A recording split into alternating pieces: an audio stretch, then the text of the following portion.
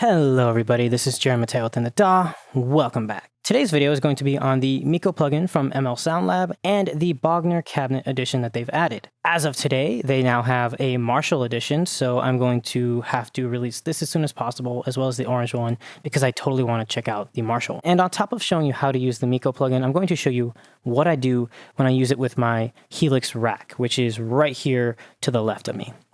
Now I have the Helix control software right here, and if you take a look at it, we have path 2A and path 2B. Path 2A is going out of my XLRs, which is going into this channel right here. That is the amp head going straight through into the Mikko plugin with no cabinet. Arming channel 2, which is track 7. Is actually the stock built-in cabinet inside of the Line 6 Helix. Now I'm using the 4x12 Uber V3, which is basically a Bogner cabinet, and I'm using the same Bogner cabinet in the Mikko. I'm also utilizing the same microphone, which is the Ribbon 160, and for the amp head, I am using the Bogner Uber shell, which is the German Uber Sonic. So let's take a quick listen to the Mikko plugin versus the impulse response from Line 6. That sounds really good. Let's listen to the Line 6 one.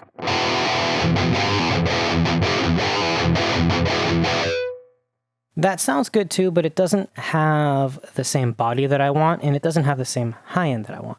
Now, the reason why I'm listening to both of them at the same time is because technically the impulses inside of the Helix are supposed to be extremely high end, and they actually are. Most of them sound pretty fantastic. And so I use that as a reference. If the impulse that I create sounds better than the reference, then I know that I have a good impulse.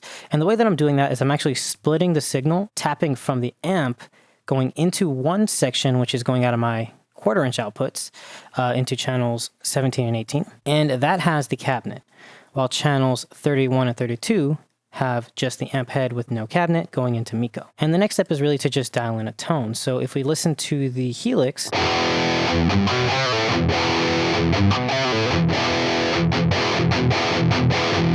you hear this kind of woofy mightiness to the mids, and let me show you what I mean. If I grab an EQ,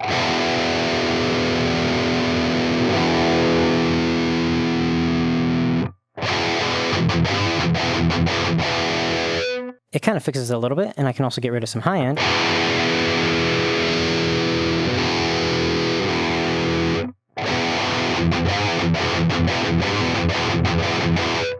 But that's not really what I'm looking for. I want something that sounds better than that out of the box, and then I'm going to fine tune it from there. So from that, we use the Mikko plugin.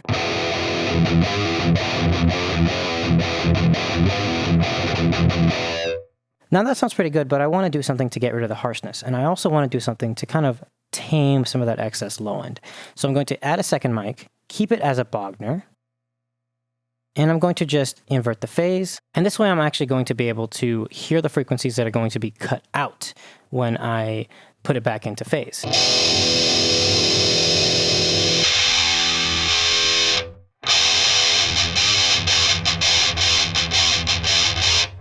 Let's put that back in phase.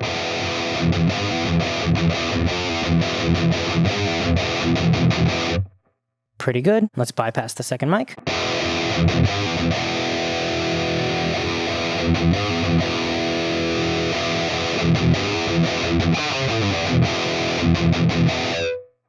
That's done a great job of filling it up.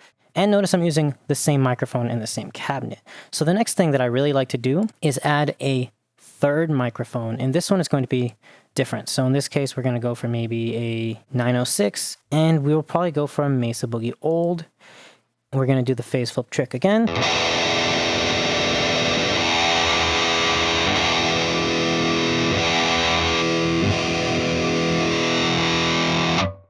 Let's put it back in phase.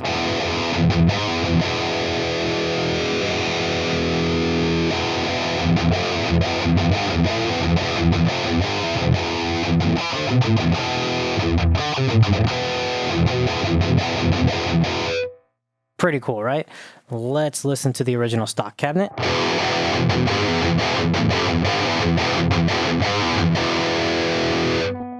And the new one we made.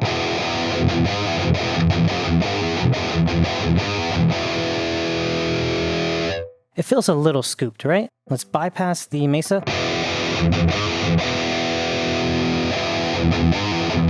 I think we can fine tune this. So all we have to do now is move it around in the space.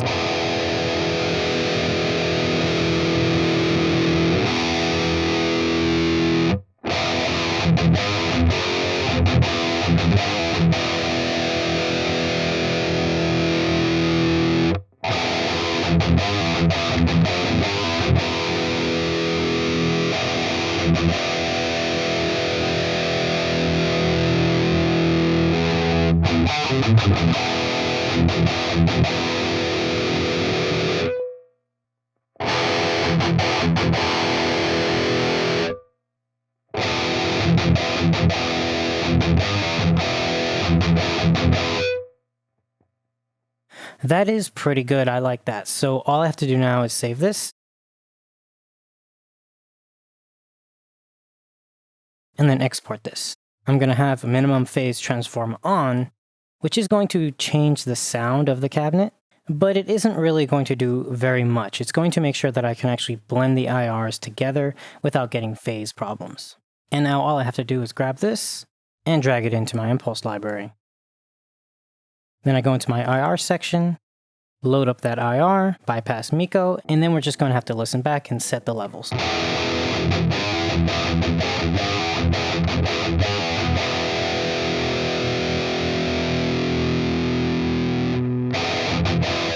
That sounds pretty good. Let's add a little bit of gain for the output, just to juice it up. Let's compare that to the original. And we'll juice this output a touch.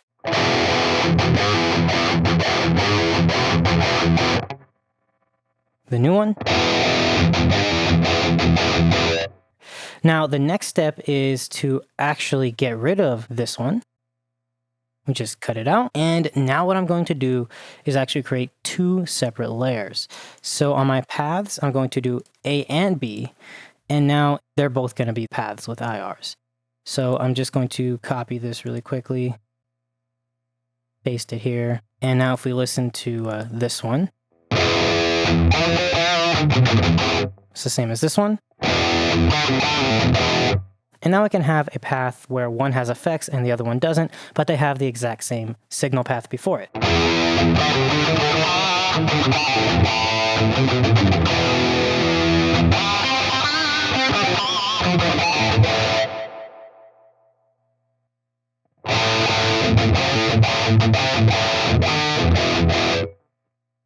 Now, the next step is actually to finalize this by making this a more studio-ready setup. So what I'm going to do, turn on an EQ and find sounds that I don't like so I can fine-tune this.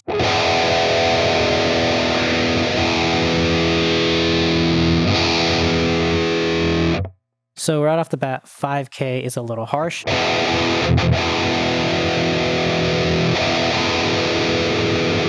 So all I do is go into the EQ, which is going to be after the impulse response.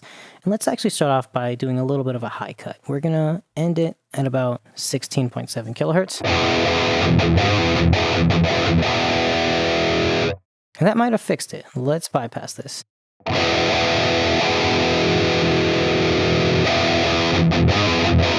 It definitely helped, but it didn't get rid of it.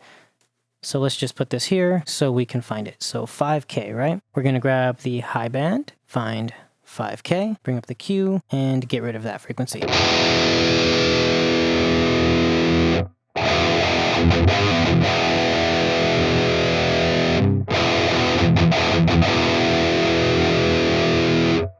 Let's bypass the EQ. Pretty good. The next one is going to be something in the mid-range.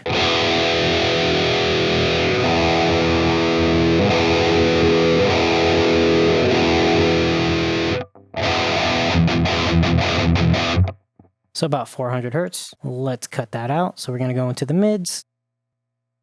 Find 400.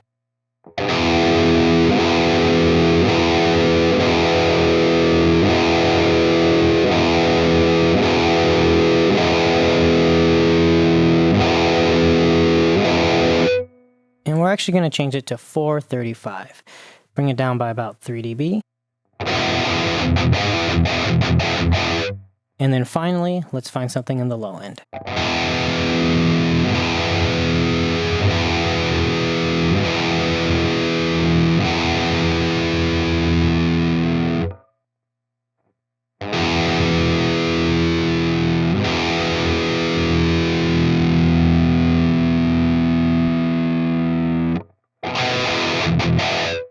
We're going to use a low cut at about 30 Hertz. Get rid of this EQ. And let's listen to it.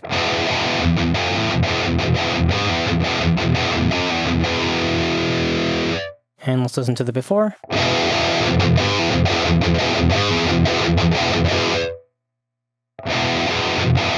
Let's just bring up the gain.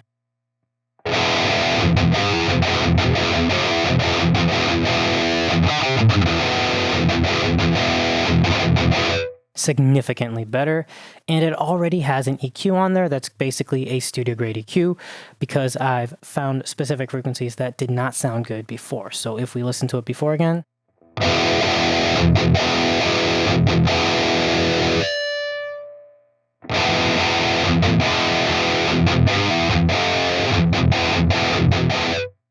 pretty cool. The next step would be dialing in the tone that you want just by maybe doing some slight tweaks to the actual amp. Just to kind of clean it up a touch. And then on the output side, you can obviously bring it up.